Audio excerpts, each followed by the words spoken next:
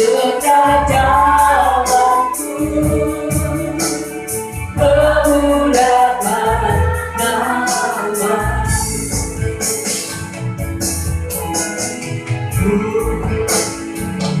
Mau sepertimu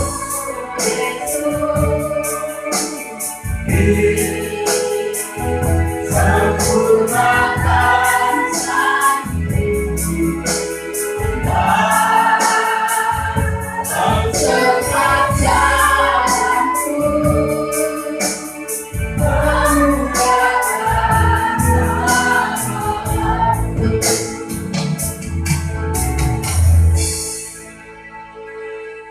Bapa di surga, terima kasih, kami bersyukur hari ini kami kembali bersama-sama menikmati hadirat Tuhan, menikmati kasih karunia Tuhan, menikmati segala yang terbaik dari Tuhan Yesus Kristus. Kami percaya Tuhan hadir di tengah-tengah ibadah kami dan Tuhan melakukan mujizat dan perkara besar, sehingga yang sakit disembuhkan, yang susah dihiburkan, yang terikat dilepaskan, yang punya masalah diberikan jalan keluar.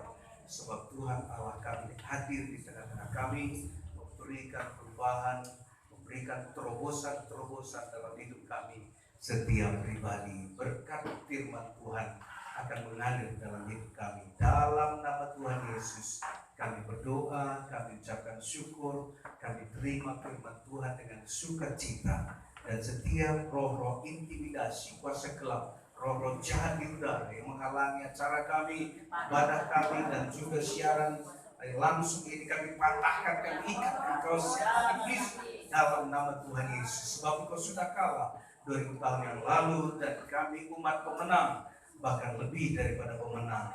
Dan setiap jangkauan daripada siaran kami Tuhan berkati, sehingga ada pertobatan, ada puasa, ada kemenangan bagi setiap jangkauannya. Dalam nama Tuhan Yesus kami berdoa, kami mengucap syukur. Haleluya. Kita bersama katakan amin. Amin. Silakan duduk kembali Bapak Ibu. Shalom bagi kita. Shalom. Kita akan belajar firman Tuhan, isu-isu global tentang kedatangan Tuhan kedua kali. Bapak Ibu sekalian, setiap agama sudah membuat satu ajaran bahwa akan ada seseorang yang akan datang. Ada yang berkata akan datang Imam Mahdi, ada yang berkata Ratu Adil dan lain sebagainya. Dan itu semua mengacu kepada Tuhan Yesus Kristus. Amin. Yuk Bapak Ibu, kita akan belajar firman Tuhan dalam kitab Zakaria pasal yang ke-14 tentang isu-isu tentang kedatangan Tuhan kedua kali. Yuk kita lihat Bapak Ibu dalam pelajaran kita. Coba klik Zakaria pasal 14. Sebelum kita baca, kita melihat pelajaran kita. Terus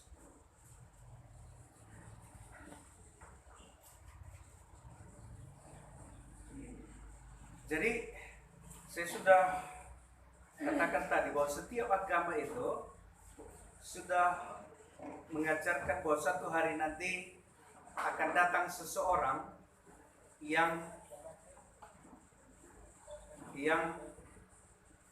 mengadili bumi ini pada harinya, Bapak Ibu sekalian. Ayat 4. Pada waktu itu kakinya akan berjejak di Bukit Zaitun yang terletak di depan Yerusalem di sebelah timur.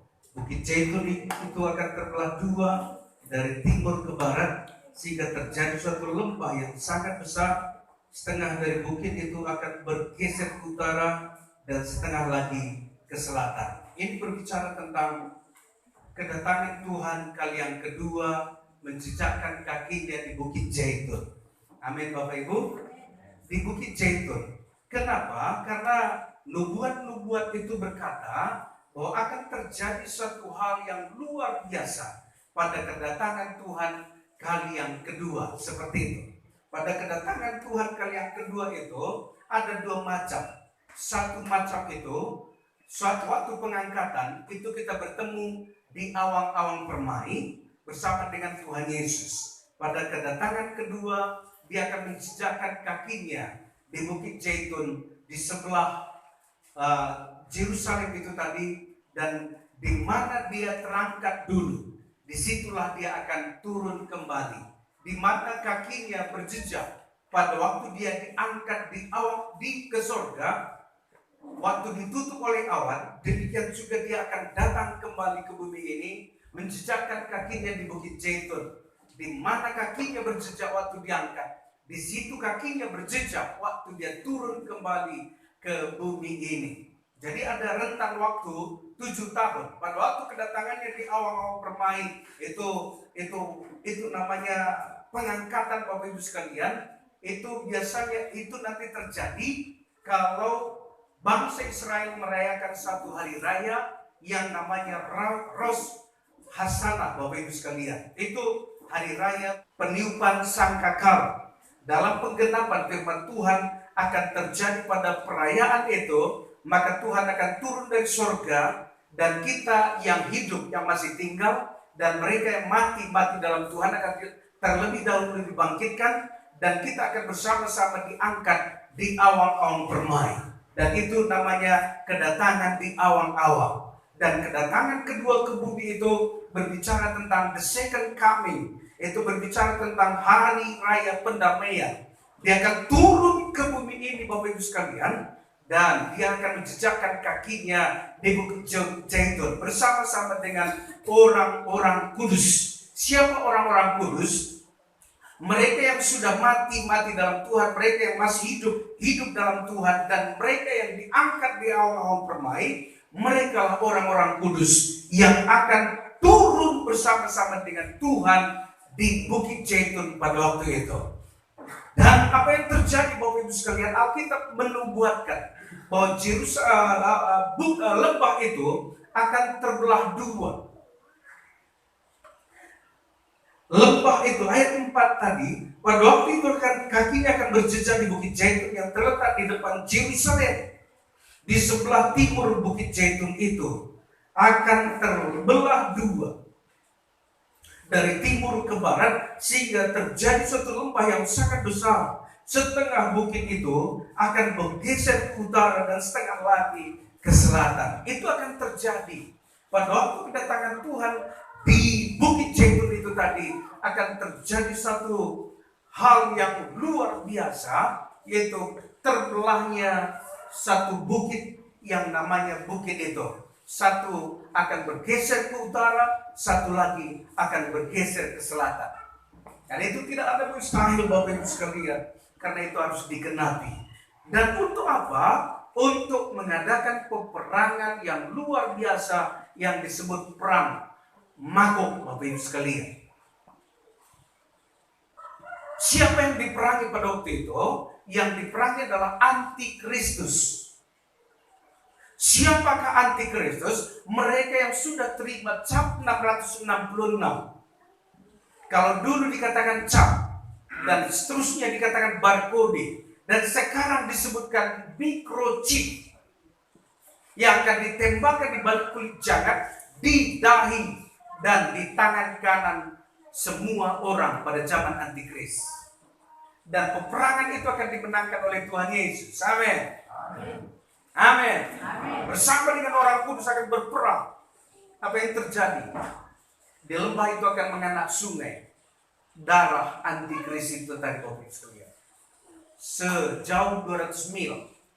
1 mil 1,5 kilo. 200 mil berarti 300 kilometer. Begitu jauh, Bapak Ibu sekalian. Dari Johar ke Medan 120 kilo ya. 120 kilometer. Berarti ada hampir 3 kali Johar Medan. 300 mil, Bapak Ibu sekalian. Kemudian tingginya setinggi leher kekang kuda. Tinggi sekali, Bapak Ibu sekalian. Dan itu sebabnya pada waktu itu 3 hari baru akan selesai penguburan mayat-mayat Antikris itu. Dan kemudian setan, iblis, roh jahat, kuasa gelap ditawan, diikat, dan dimasukkan ke dalam jurang maut yang tak terukur dalamnya, kata firman Tuhan. Di sanalah mereka dikurung selama 1000 tahun dan dimateraikan tutupnya itu, Bapak Ibu sekalian, sehingga mereka tidak berkutik, tidak boleh keluar dari dalam lubang itu selama 1000 tahun. Karena Yesus Kristus, Raja di atas segala raja, akan memerintah dari Yerusalem ke seluruh muka bumi. Amin. Amin. Di mulai pemerintahan Yesus Kristus 1000 tahun damai. Itu namanya nanti Hari Raya Pondok Daun. Amin. Hari Raya Pondok Daun. Dan 7 hari raya Israel itu sudah digenapi sampai kepada hari raya Pantekosta, hari raya peniupan seruling belum, kemudian hari raya pendamaian belum, dan hari raya Pondok Daun belum. Yang sudah digenapi oleh Tuhan Yesus sendiri, hari raya Paskah, hari raya roti tak beragi, dan hari raya Pantekosta. Hari raya Buah Sulung, waktu Tuhan Yesus bangkit dari kematian, itu hari raya Buah Sulung. Dan satu lagi yang sudah digenapi adalah hari raya Pantekosta, waktu Roh Kudus turun ke atas 120 orang murid-murid di loteng atas Yerusalem, Bapak Ibu sekalian. Setelah itu, Roh Kudus ada di muka bumi. Seluruh bumi dipenuhi dengan Roh Kudus. Dan setiap orang percaya dengan Tuhan Yesus, ada Roh Kudus dalam hidupnya. Dan Alkitab berkata, tidak akan ada orang, kalau sudah ada Roh Kudus dalam hidupnya, tidak ada orang akan berkata, terkutuklah Tuhan Yesus. Kenapa? Karena ada Roh Kudus dalam hidupnya. Tetapi kalau belum ada, banyak orang mengatakan seperti itu, Bapak Ibu sekalian. Apa yang terjadi? Dikatakan firman Tuhan yang pada waktu itu kakinya akan berjejak di Bukit Zaitun. Kita bandingkan sebentar di kitab Kisah Para Rasul pasal 1 ayat 10. Ketika mereka sedang menatap ke langit, waktu ia naik itu, siapa yang naik? Yesus. Tiba-tiba berdirilah 2 orang berpakaian putih dekat mereka dan berkata kepada mereka, hai orang-orang Galilea, mengapakah engkau berdiri melihat ke langit? Yesus ini yang terangkat ke surga. Kemana dia terangkat? Ke surga. Yesus ini yang terangkat ke surga meninggalkan kamu, akan datang kembali dengan cara yang sama seperti kamu melihat dia naik ke surga. Sama? Nubuat daripada Zakaria, Tuhan akan menjejakkan kakinya di Bukit Zaitun. Di mana Tuhan Yesus naik ke surga? Di Bukit Zaitun. Jadi semua Alkitab itu adalah kebenaran. Kenapa? Karena tidak dapat dibantahkan. Itu pasti terjadi. Kembali ke Zakaria pasal 14 tadi, ayat 4 tadi. Tidak terbantahkan, Bapak Ibu sekalian. Itu namanya kebenaran. Kalau masih bisa dibantah sana sini, itu namanya bukan kebenaran. Itu penipuan, kan begitu. Itu sebabnya saya angkat isu-isu global. Mana yang benar, mana yang palsu, harus kita lihat, Bapak Ibu sekalian. Kitab Zakaria pasal 14 ayat 4. Kita melihat bersama-sama. Dikatakan firman Tuhan, pada waktu itu kakinya akan berjejak di Bukit Zaitun. Amin. Kakinya akan berjejak di Bukit Zaitun yang terletak di depan Yerusalem, di sebelah timur Bukit Zaitun itu akan terbelah 2 dari timur ke barat, sehingga terjadi suatu lembah yang sangat besar, yang setengah dari bukit itu akan bergerak ke utara, setengah ke selatan. Jadi kira-kira begini, kalaulah ini Yerusalem, ini Bukit Zaitun. Jadi Bukit Zaitun sejajar dengan Yerusalem itu antara timur dan barat. Amin. Kalau timur dan barat berarti ada utara, ada selatan. Kalaulah bukit itu terbelah, maka dia akan terbelah ke utara sebagian, ke selatan sebagian, yang menyebabkan lembah yang sangat dalam. Amin. Mengerti Bapak Ibu? Akan menimbulkan suatu lembah yang sangat-sangat dalam. Uga bakal terjadi. Hati Tuhan ji. Haleluya. Ini lo manukur ente. Pokoknya itu akan terjadi. Amin. Pekerjaan Tuhan gak usah kita pikirkan. Kok bisa gitu? Rumusnya apa? Gak usah dirumuskan lagi. Dan itu pasti terjadi. Amin. Yuk kita lihat seterusnya Bapak Ibu sekalian. Ayat yang selanjutnya, dia akan datang bersama-sama dengan orang-orang kudusnya. Ayat yang ketiga, coba naik sedikit. Kemudian Tuhan akan maju berperang melawan bangsa-bangsa itu. Siapa dia? Antikristus yang sudah menerima cap 666 di dahinya dan di tangan kanannya. Itulah bangsa-bangsa yang dimaksud Tuhan. Kemudian Tuhan akan maju berperang melawan bangsa-bangsa itu seperti ia berperang pada hari pertempuran bersama-sama dengan orang-orang kudusnya. Nah, apa yang terjadi Bapak Ibu? Itu yang saya maksudkan tadi. Akan terjadi suatu pertempuran yang luar biasa di lembah yang disebut lembah Megido itu. Dan apa yang terjadi? Maka selama 3 hari orang-orang kudus akan menguburkan mayat-mayat bangsa-bangsa itu. Kenapa bangsa-bangsa maju berperang? Jawabannya seperti ini. Nanti kita bahas tentang itu pada waktu kedatangan Tuhan kedua kali dalam versi yang lain. Ini dalam versi isu-isu global. Dalam versi kebenaran firman Tuhan kita akan bahas bersama-sama tentang kedatangan Tuhan. Secara garis besar seperti Alkitab katakan bahwa pada waktu itu Yerusalem akan dikepung oleh 200 juta, ya. 200 juta pasukan tentara berkuda dari timur. Amin. 200 juta pasukan berkuda dari timur. Dan pasukan berkuda itu dari mulutnya keluar api dan belerang. Itu berbicara tentang tank. 200 juta tank akan mengepung kota Yerusalem pada waktu itu. Haleluya. Yuk, perhatikan baik-baik. Dari mana saja? Dari timur. Dan dinubuatkan Bapak Ibu sekalian, ada hamba Tuhan yang bernubuat bahwa Cina itu akan menjadi negara adik kuasa. Yang simbolnya merah padam. Kuda merah padam. Kita lihat dalam segala sesuatu, mereka ini menonjolkan merah. Merah darah. Merah, betul-betul merah. Dan syukurnya banyak orang Cina sekarang bertobat. Tetapi nubuat itu akan digenapi Bapak Ibu sekalian. Apa yang mereka, simbol-simbol mereka adalah si ular tua. Si ular tua itu namanya naga. Dan naga itu tertulis dalam kitab Wahyu. Akan dikalahkan oleh Tuhan Yesus Kristus. Amin. Lanjut Bapak Ibu sekalian, apa yang terjadi pada waktu pengepungan itu? Maka bangsa Israel akan berdamai dengan Tuhan. Itu namanya hari raya pendamaian. Dia lihat antikristus itu, dia pikir itu Mesias.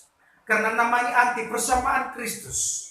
Tapi tidak sama Bapak Ibu sekalian. Karena antikristus itu akan mempersembahkan darah babi di mesbah dalam bait suci. Dan itu adalah kekejian bagi orang Israel. Dan kekejian di hadapan Tuhan. Dan apa yang terjadi? Mereka melihat semua tindak tanduk daripada antikristus itu tidak menggambarkan Mesias. Apa yang terjadi? Mereka akan katakan itu bukan Mesias. Dan siapakah Mesias itu? Itu yang sudah disalibkan oleh nenek moyang kita. Siapa namanya? Yesus Kristus. Maka apa yang terjadi? Mereka akan berseru kepada Tuhan. Yesus, tolong kami. Karena mereka sudah terkepung dengan 200 juta pasukan berkuda dari timur itu. Yang begitu hebat. Dengan pasukan tanknya yang banyak itu Bapak Ibu sekalian. Tak mungkin ada kemenangan. Dan apa yang terjadi? maka Yesus sendiri akan turun dari awang-awang permai bersama-sama dengan orang-orang kudusnya dan akan memerangi bangsa-bangsa itu. Dan itu dinubuatkan ratusan tahun sebelum Tuhan Yesus lahir pada zaman Nabi Zakaria, Bapak Ibu sekalian. Nabi itu bernubuat.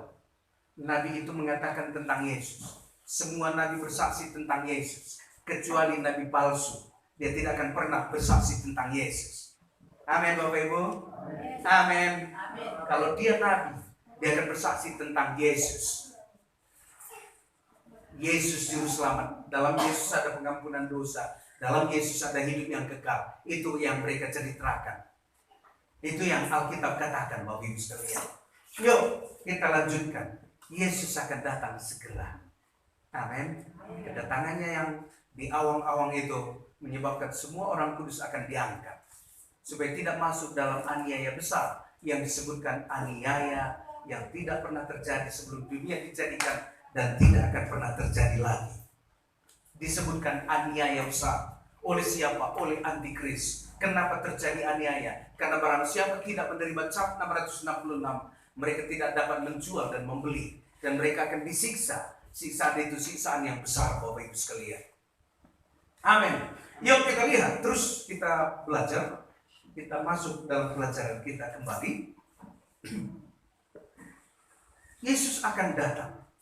Dan itu sudah dinubuatkan. Anak Tuhan, siap atau tidak siap, dia akan segera datang. Lanjut. Dalam kitab Maliaki kita sudah pelajari. Yang kedua, lanjut. Kisah Para Rasul pasal 2 ayat 19 ayat 20 sampai 21. Dan aku akan mengadakan mujizat-mujizat di atas, di langit, dan tanda-tanda di bawah, di bumi, darah dan api, dan gumpalan-gumpalan asap. Matahari akan berubah menjadi gelap gulita, dan bulan menjadi darah, sebelum datangnya hari Tuhan, hari yang besar dan mulia itu. Dan barang siapa yang berseru kepada nama Tuhan akan diselamatkan. Kita lihat, kita perhatikan kembali.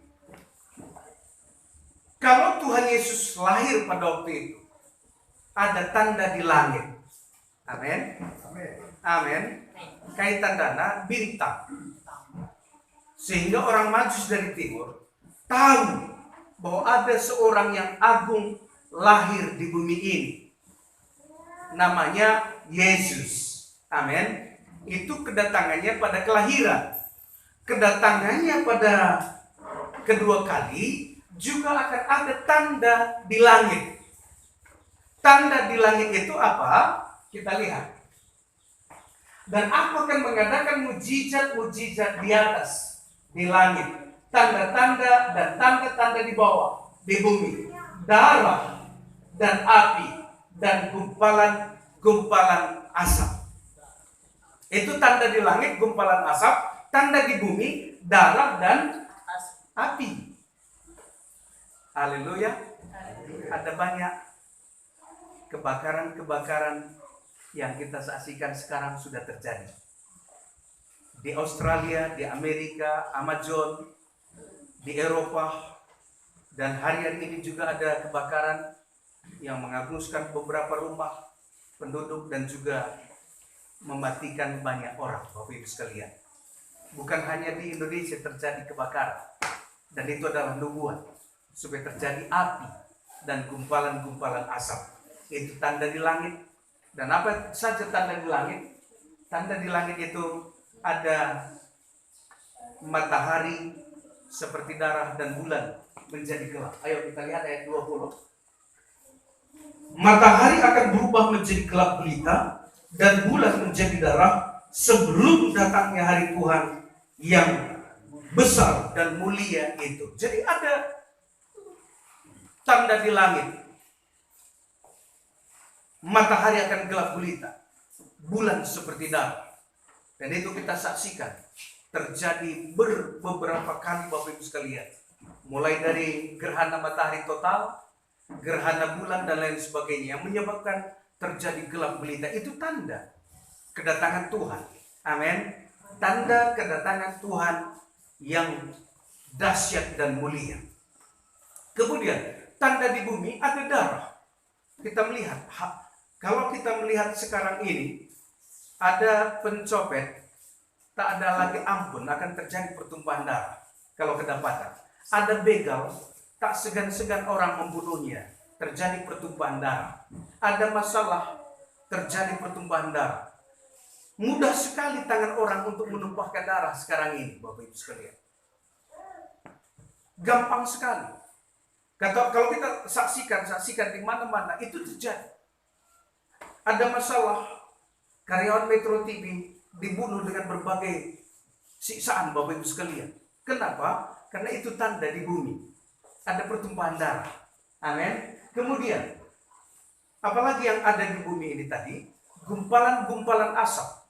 Itu di langit. Ia akan naik ke langit, Bapak Ibu sekalian. Kebakaran-kebakaran, api. Itu terjadi di mana-mana sekarang. Di tempat-tempat yang tidak mungkin. Itu sudah mungkin sekarang.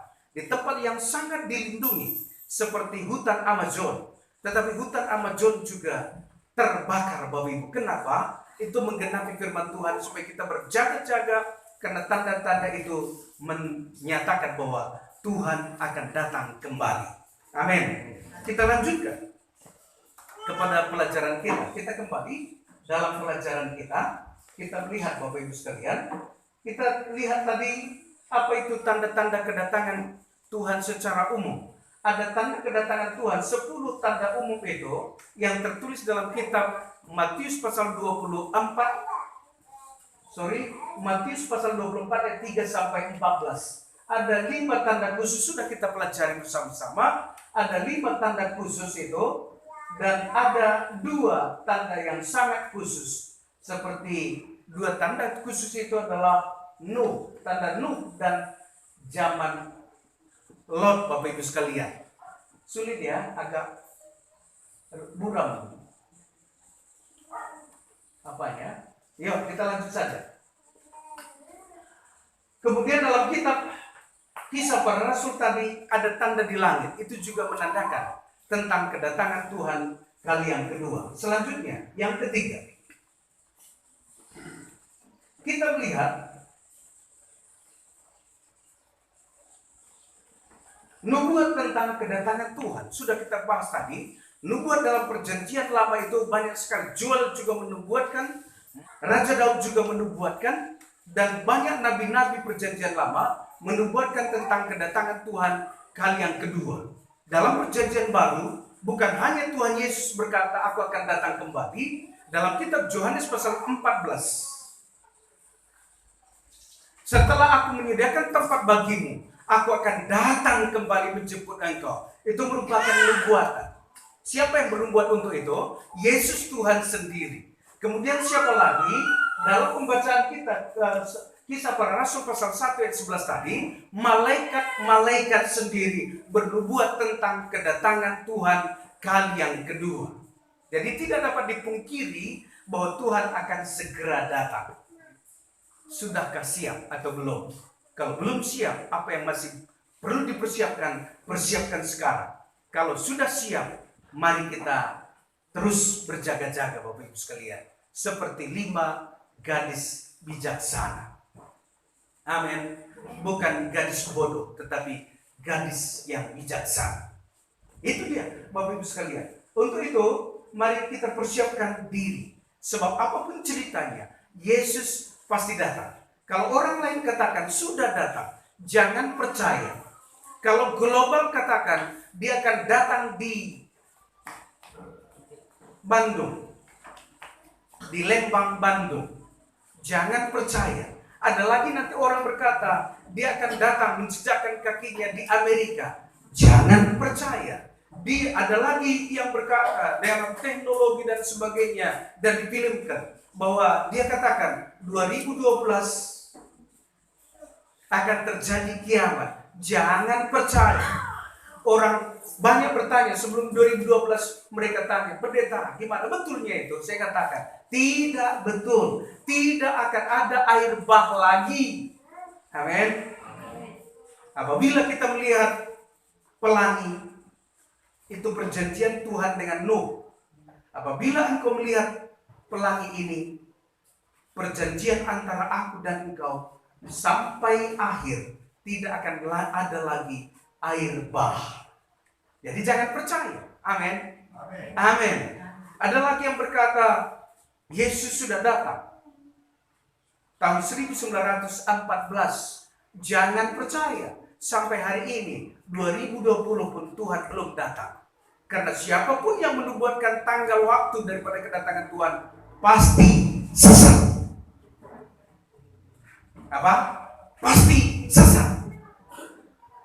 Sebab Tuhan katakan tidak ada yang tahu, malaikat-malaikat tidak, anak tidak, apalagi manusia. Yesus pun tidak tahu kapan dia datang kedua kali. Yang jelas Tuhan katakan kita harus tetap berjaga-jaga. Tanda-tanda kedatangannya ada. Kita melihat penggenapan daripada tanda-tanda itu sudah semakin genap, Bapak Ibu sekalian. Tanda yang 10 itu salah satu yang belum digenapi hari ini adalah, dan Injil kerajaan ini harus diberitakan kepada seluruh dunia menjadi satu kesaksian. Setelah itu barulah tiba kesudahannya. Injil belum sampai kepada semua orang, Bapak Ibu sekalian. Itu sebabnya Tuhan percepat melalui media massa. Amin. Melalui media massa, melalui media cetak, melalui media elektronik, melalui media sosial. Orang terus-menerus beritakan Injil.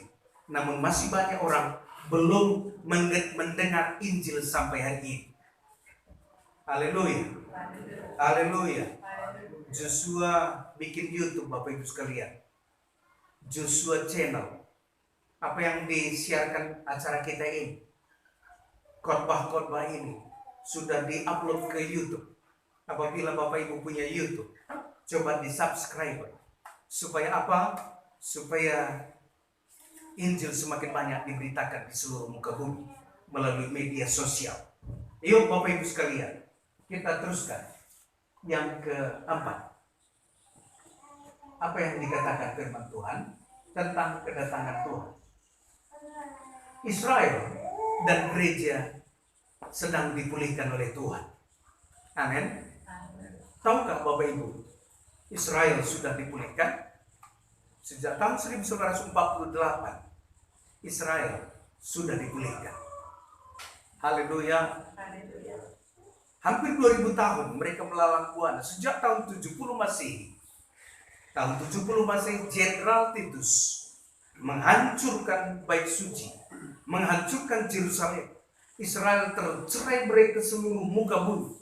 Dan tahun 1948, Israel kembali menjadi satu negara di Timur Tengah. Dalam perang merebut kembali tanahnya, Bapak Ibu sekalian. Perang merebut kembali tanahnya. Tanah yang sudah lama ditinggal direbut dengan perang, Bapak Ibu sekalian. Karena ada bangsa lain yang sudah tinggal di tanah itu. Ada suku lain yang sudah tinggal di tanah itu.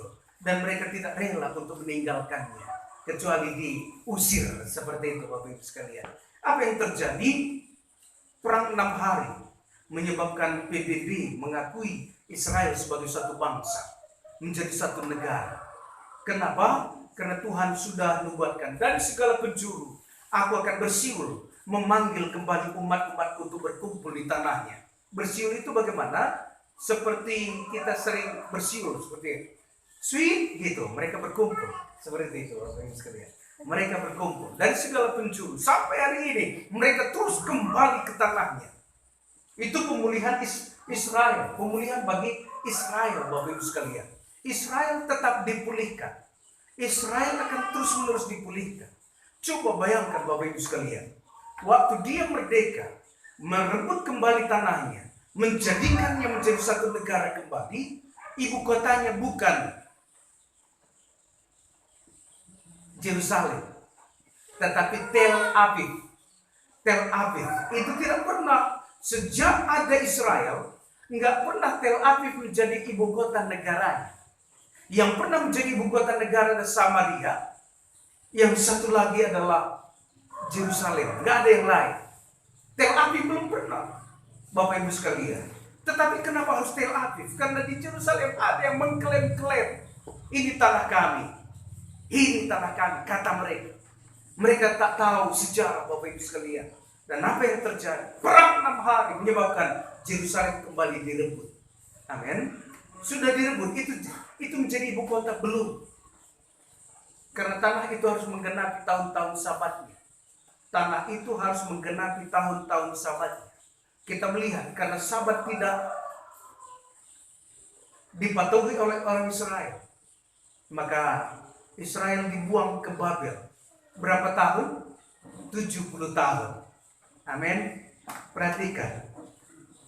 Karena sabat tidak dipelihara orang Israel. Tidak dipelihara tahun sabat, tidak dipelihara hari sabat, tidak dipelihara waktu-waktu yang disebutkan sabat, termasuk tahun Jobel, 7 sabat kali 7 sabat, 49 sabat, tidak dipelihara oleh bangsa Israel. Itu sebabnya maka bangsa Israel harus menebus sabatnya selama 70 tahun di negeri orang. Ada yang dibuang ke Babel, ada yang dibuang ke Suriah dan sebagainya. Mereka tercerai-berai pada waktu itu. Namun setelah 70 tahun mereka kembali ke Israel. Amin. Dan apa yang terjadi? Sejak mereka mendeklarasikan Israel itu menjadi suatu bangsa, Bapak Ibu sekalian, 70 tahun kemudian Israel menggenapi firman Tuhan. Donald Trump menjadi sponsor utama, menjadi pelopor utama, menjadi deklarator utama. Setelah 70 tahun, dia katakan seperti ini. Duta besar kami akan kami pindahkan ke Yerusalem. Karena dalam perantauan itu, dalam penggembaraan mereka tidak patuh merayakan tahun-tahun sabat yang sudah Tuhan tetapkan. Bagaimana mereka merayakan? Nggak mungkin di negara orang mereka rayakan itu. Harus kembali ke Yerusalem. Dan itu sebabnya 70 tahun baru diizinkan Tuhan Yerusalem itu dikuasai oleh Israel, Bapak Ibu sekalian. Banyak negara-negara bangsa-bangsa akhirnya memindahkan duta besarnya ke kantor duta besarnya ke Yerusalem. Itu fakta dan itu kebenaran. Dan itu tidak ada tipu muslihat di dalamnya.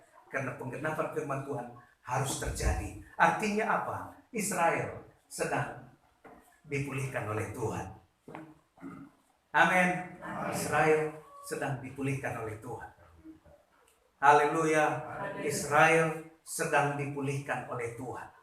Demikian juga gereja harus dipulihkan. Kita lihat dalam kitab Kisah Para Rasul pasal 3 ayat 21. Kristus itu harus tinggal di surga sampai waktu pemulihan segala sesuatu. Amin.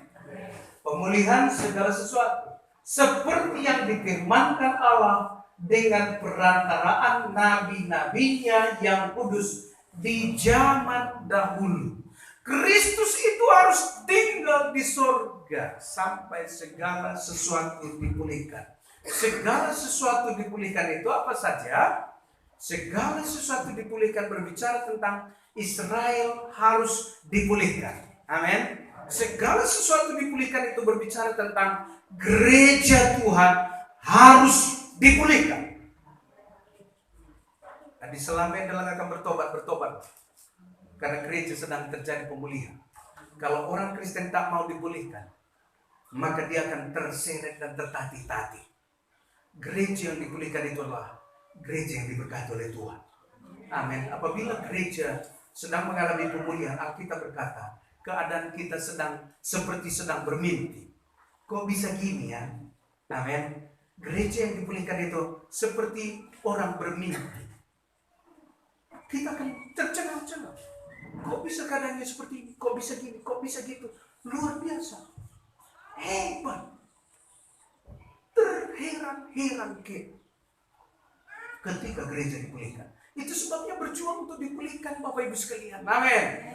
Berjuang untuk dipulihkan. Kalau tak mau dipulihkan, akan terus stagnan hidup kita ini. Hidup umat Tuhan itu akan terus stagnan. Stagnan bagaimana? Jalan di tempat terus menerus. Nggak ada terobosan, nggak ada pikiran untuk maju. Terus menerus seperti ini saja, sudah selesai.